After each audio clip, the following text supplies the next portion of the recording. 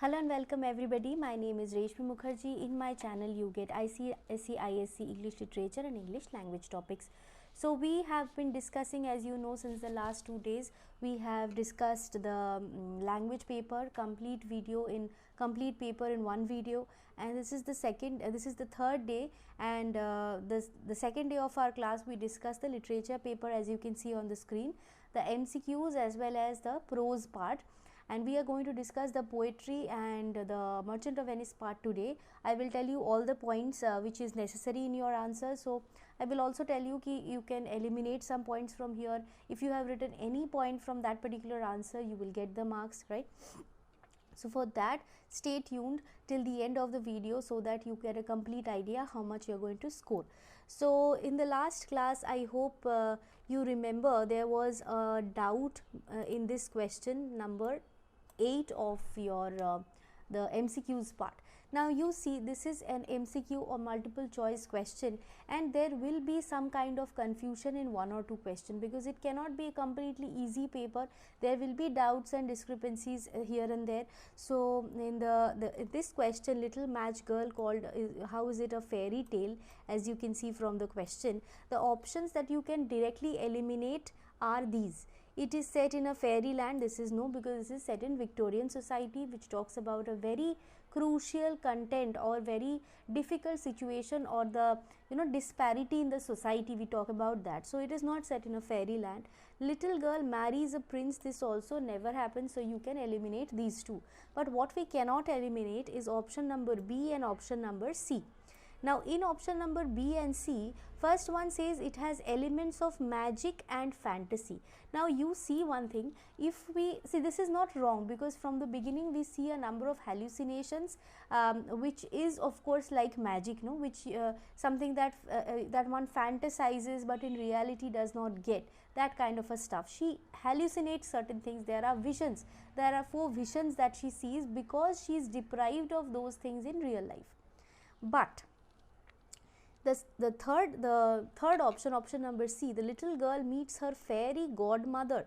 Over here, the fairy godmother part, godmother is actually a a soul or a person who helps you to who gives hope to your life, who takes you to towards light, towards happiness, gives you a proper life, that kind of a person. Like you must have seen in the Cinderella part, if you have seen that fairy tale movie, where that lady comes in to help her and gives her certain things so that she can come out of that life of hers in the cinder, and she can claim a better life for herself, right? So that kind of a person who gives hope, happiness to a particular person, okay, who is not the direct relative, like not the parent, okay, somebody other than the parent, okay. So that, now from a patriarchal point of view, we always have seen the father figure, so godfather, and we have rarely seen godmothers, but that is also possible. It is not an incorrect option because it is not grandmother, it is godmother. Godmother is applicable over here.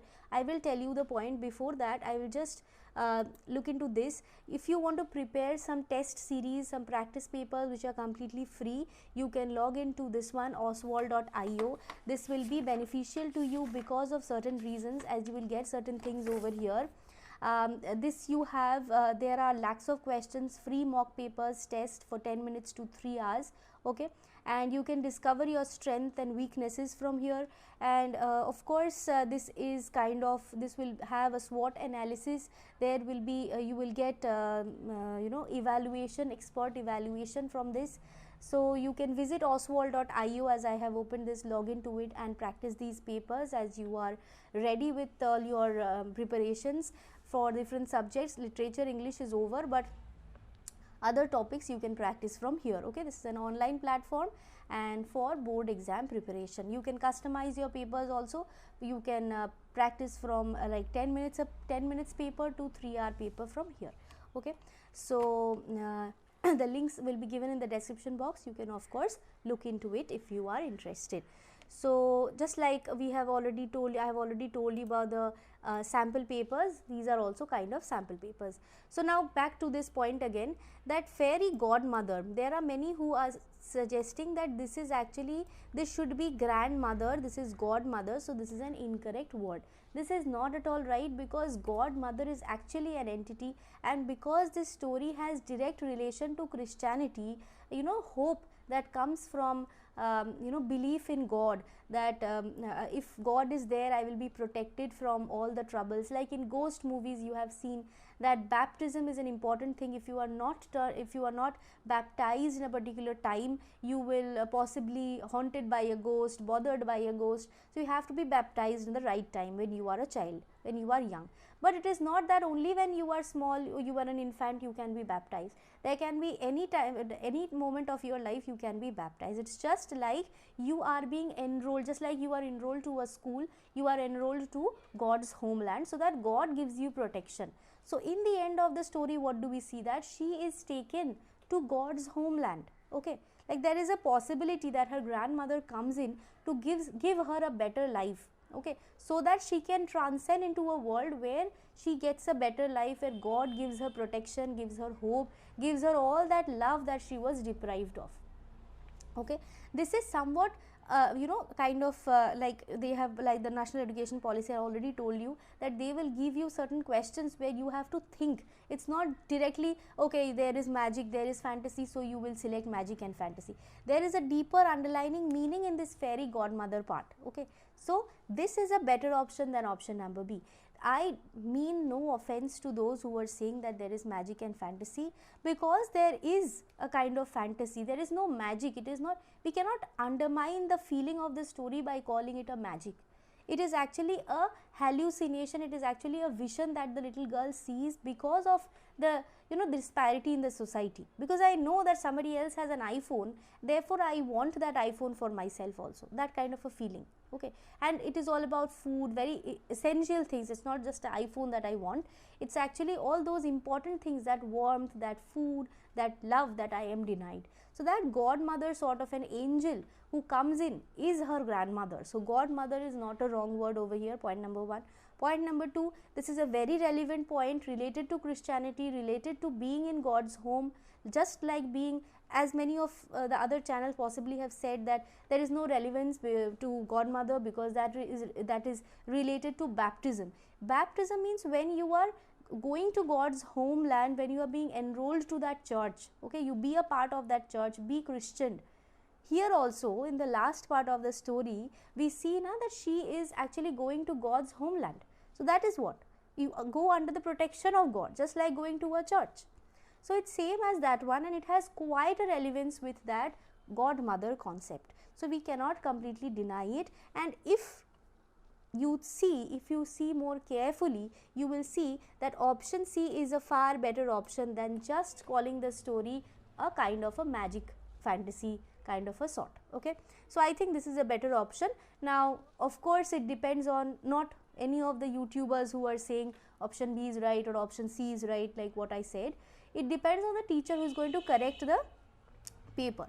But yes, of course, because I have been giving quite some government exams and I have been already selected in one, I know that you may get such options. Even before the exam I told you that you may get such options where you have two very close answers, both can be correct. Now you have to select which one is better than the other one. So here is that kind of a question.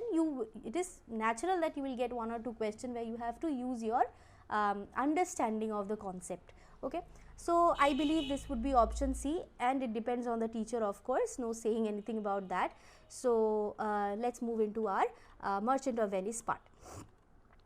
Now see, in question number 2 we have Portia's extract, and so that I can finish it a little fast, I will tell you the page numbers also, so that you can directly find out the the answer from there. So this is Away Then I Am Locked in One of Them, If You Do Love Me. This we already know, this is from Act 3 Scene 2, very very important, I told you, and exactly from Act 3 Scene 2 and Act 4 Scene 1 you have got your question.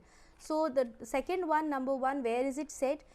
As simple as that, it is set in Belmont, a room in Portia's house. Next one, what does Portia mean when she says, if you love me, you will find me out? Simply you have to write that only one who truly loves Portia can choose the correct casket. This was actually the plan of Portia's father, who was very wise. Okay, it was devised, the casket choice plan, this whole thing was devised in such a way so that only the person who actually loves Portia truthfully from the heart, okay, could be able to choose the correct casket in which Portia's portrait was locked.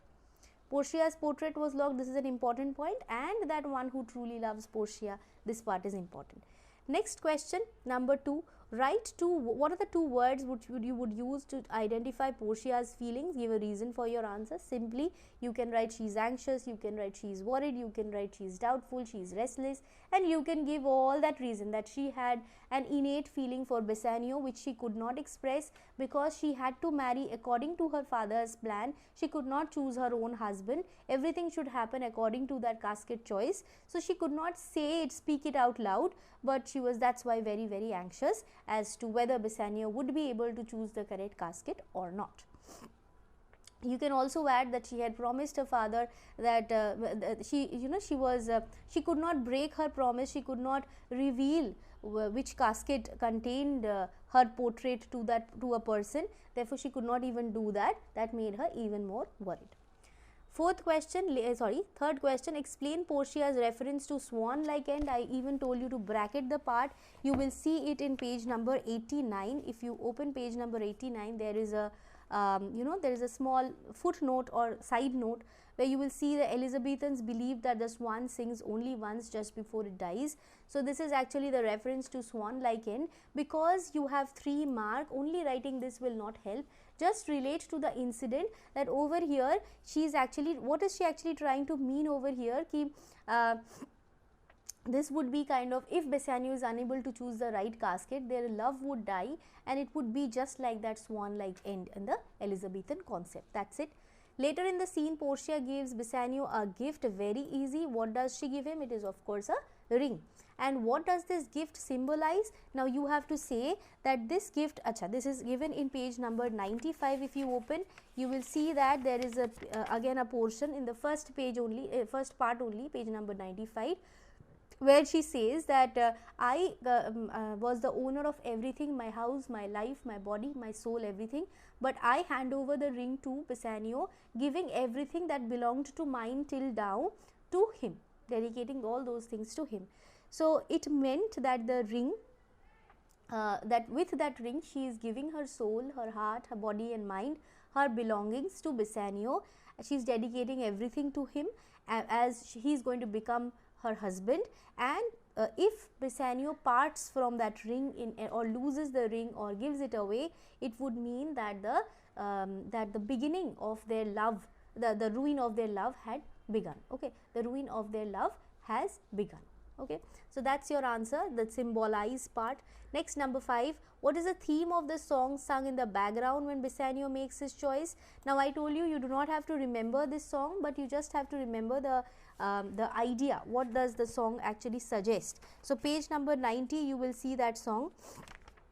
If you move to page number 90, there is this song 65 to line I think 72-3. There it talks about fancy. So first your answer will be that the song's theme is fancy. Okay, and what else? What does Bassanio find in the how is the theme reflected in the choice he makes? So here you will write that you see outward shows are often false like fancy, which is created in the eyes and only tempt someone to dismay. It can take you to your ruin. It is infatuation which is far from reality and should die early, as it says now, in the cradle where fancy dies in the cradle where it lies. So it is important that we kill infatuation as fast as possible, because all those are false. So this is quite related to the choice he makes, because he realizes the meaning of the song, the theme of the song, and identifies that gold can be treacherous, outward appearances are often false. You can write, you can frame your answer whichever way you want. So that is why he is capable of eliminating the gold casket and the silver also. What does Bassanio find in the casket that he chooses? This is as simple as that. He finds in the casket, he finds Portia's portrait and also one scroll. Okay, both scroll will also contain some mark over here. Don't have to write what is there in the scroll, but of course there was a scroll with a written content. You can simply write this much, and also Portia's portrait. So that is all from question number 2. Next we will move to question number 3. Those who have written this one, follow it. This is extract from I think Act 4 Scene 1, page number 120. If you move to page number 120, I will give you directly the answers. First one, who is in trial? As simple as that, Antonio. Why is this person on trial? This is also a very easy answer. All of you know that he was unable to pay the money, right? He was unable to pay the money in the right time, within the right tenor, which was 3 months. The 3,000 ducats he could not pay it back, and therefore he was on trial because it was already a forfeiture. Okay. Explain in your own words Bassanio's request to Portia in the given extract. What is Bassanio's request to Portia in the given extract? Number 2, you can say that it is kind of twisting the law in the occasion or in the case, so that a little wrong can save the life of a good man. Okay, that was what he was saying. And what reason does he give for his request? Reason was that this is the cruel intention of Shylock and it should not be granted, because if it is granted, a good man is going to lose his life, because he is going to take his penalty in such a way that the person does not survive. Okay. Third one, how does Portia respond to Bassanio's request? Simply one after the other you will get the answer. See, question number 3 is in page number 121, first paragraph itself.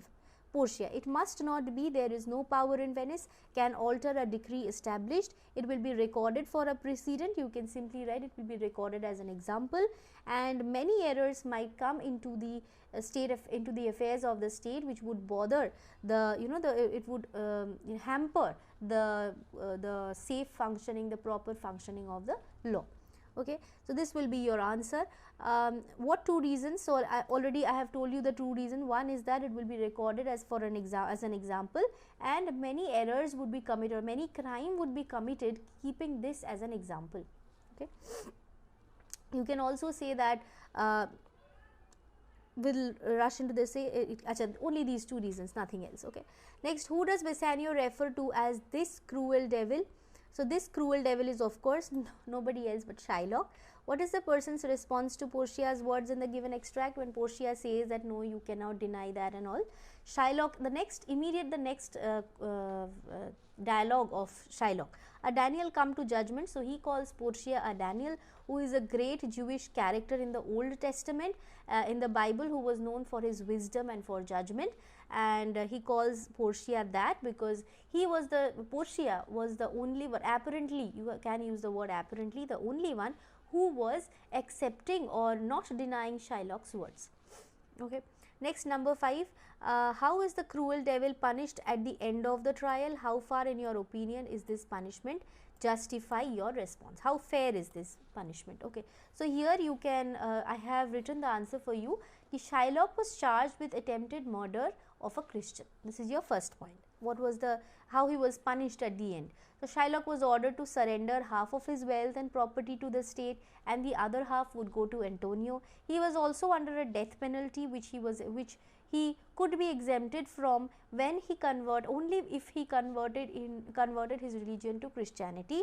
This is your first part's answer, and justifying it, you will say that I believe, in my opinion, of course, what Shylock was going to do was very cruel. He should not have done that, because it would mean killing another person, which cannot be right ever in any circumstance. But what the Christians did to him, how they stripped Shylock from his religion, which he loved so much, how they stripped Shylock from all that money that he, his hard earned money, how they took away all his power in that way, because money means power, is not the right form of justice. So I believe possibly they could be little less harsh in the way Shylock was punished. Okay. So that's all from Merchant of Venice. I believe you have written the answers correctly. We will move into section D, because section C we have already done till here. Section D. Question number 6. Read the following extract. This is from Abu Ben Adam. Again, a very easy poem, and the question has come from here. So we are going to, again, you can open page number 34, 35 from the book for the answers. Okay, section D, number 1. This poem begins with a blessing. What is this blessing? See the first line, may his tribe increase. That means there, I just wish that there will be more people like him. Explain its significance, the meaning you have written. What is this blessing? Now you explain कि a person like Abu Ben Adam, who had who loved his loved God's creation, worked for people's benefit, okay, well-being, and he loved the neighbor more than his own self. This kind of person who thinks for the society is of course very good for humanity, for the human society. So it is a blessing, it is kind of a wish to have a better society. Explain in your own words, making it rich like a lily in bloom. This one you can simply write कि this lily flower is very, symbolizes elegance, purity, like a lily flower. So it is quite similar to the angel. A look made of all sweet accord. This one you can write, it expresses divine grace and kindness, gentleness and compassion of the angel. A great awakening light. Many a times I told you this is important. Here you will write, it is a profound awakening of consciousness, of realization, enlightenment, emphasizing the value of love for fellow humans alongside alongside love for the divine. You love the God, but you also should love God's fellow beings. That means the creation of God, human beings. Great awakening light. Number 3, what was the angel doing in Abu Ben Adam's room? Very simple, page number 35, you have the answer in the 1, 2, 3, 4, 5th line. The angel was writing in a book of gold. Okay, what did Abu ask the angel? Abu just move 2 lines after that. What he asks the angel, what the angel was writing in the book of gold, and so that is all from here.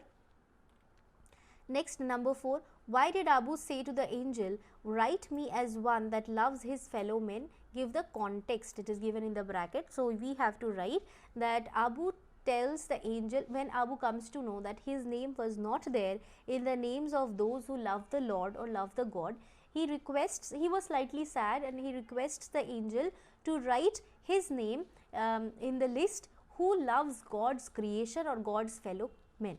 Okay. That's all that you have to write. This is question number 4. Next, question number 5, explain the last line, and lo, Ben Adam's name led all the rest. If you had to give the poem a different title, what would you call it? Last line you explain it, and lo, it is a kind of an amazement, an exclamation of amazement that Ben Adam's name was of course leading all the rest of the names in that list. Okay, whom God loves or whom God's love had blessed. Okay, in that list Abu's name was the first name, and so that is all you have to, it is a kind of an exclamation of amazement. Okay, and what other title you can suggest? You can write an angel's ledger or account. Okay, anything that you find right. And because this is written, I feel that angel's ledger would be better, angel's account or ledger would sound better, because or can be another type of title, because we come to know everything from the angel's book of gold, right? So that's why I believe this is a suitable title. Anything else would also do, but it should be logical. So that's from Abu Ben Adam, and it's already we have wasted 22 minutes in discussion because your exams are also going on. Just 5 more minutes, we will discuss this, the last question. Alack, it was I who leapt at the sun. This is from Patriot, and this is in page number 32, just the previous one. So first question, what can you conclude of the Patriot's mood? The Patriot's mood was the word alack, okay, visibly shows that the Patriot was sad for sacrificing everything for his men. He repented it because he now that nobody remembers him, and they do not think that he is fit for fame. They want him to be executed. For the same people he had once given away everything and done everything humanly possible. Okay, quote the line from the given extract which tells that the Patriot did his utmost to satisfy his people. Not man could do have I left undone. This is your line. That means nothing man could do, that I have done everything that was possible. This is your line. You have to directly quote it from here. Copy paste. Okay. Next, second question. The last line of the extract suggests that a year had gone by. How had the speaker been treated a year ago? Very simple. Page number 32, first two stanzas is how he was treated earlier. Okay, you can write anything that while he was coming into the city, there were roses and myrtle mixed in the way. Okay, everybody was rejoicing for his arrival. The housetops were moving, okay, with people. They were waving their hands to welcome him. Okay, church spires had flags on them to welcome him. 4 points. 5, the air broke in a mist of bells, so bells were ringing to welcome him. The old walls were rocking because they were full of crowds who were crying and screaming because of his arrival. So I have given you 6 points, you can write any 3. Okay, next, how did the situation change? Sorry, how had the speaker been treated a year ago? So year ago, how he was treated, this is all the this is all your 3 points, any 3 you can write. Next, third question, how did the situation change a year later? So just the present state you have to write. You move to the last stanza of page number 32. There is nobody who is waiting on the housetops to welcome him. There are only few palsied people who are sick or who do not want to participate. They are sitting by the window but not rejoicing his arrival, just watching the show, okay, how he was being humiliated. Third one, everybody had gathered at the shambles gate to see him being executed. He was being pulled through the streets with his hands tied. Stones were pelted on him. His forehead was cut and bleeding. Okay, so these are the points, any 3 points you can write again. Next, number 4, what were only a palsied few onlookers, why were they seated at the windows? You can write that these palsied few were seated on the at the windows, possibly because they were incapable of coming out and participating on the street.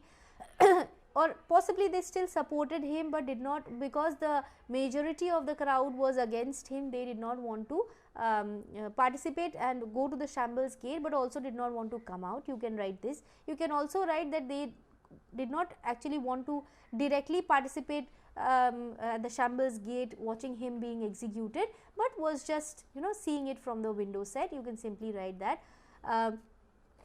Where has the other townspeople gone? So you can say that they had gone to the shambles gate, to the gallows, to see that he was being hung. Why had they gone there? Because they felt that the patriot was not the right man to get all that fame. He had wronged them, and they were fickle minded people. They now believed that the patriot had actually wronged them and should be hung.